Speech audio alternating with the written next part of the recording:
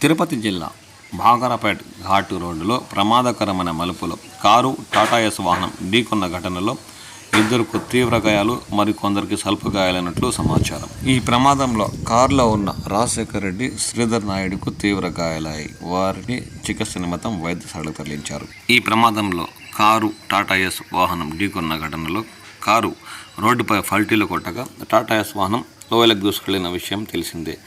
ఇందులో ఉన్న వ్యక్తులు కూడా గాయాలైనట్లు, వారిని కూడా చికిత్స నిమిత్తం వైద్యశాలకు తరలించినట్లు పోలీసులు పేర్కొన్నారు. ఈ ఘటనపై స్థానిక పోలీసులు కేసులు నమోదు చేసి దర్యాప్తు చేపట్టారు.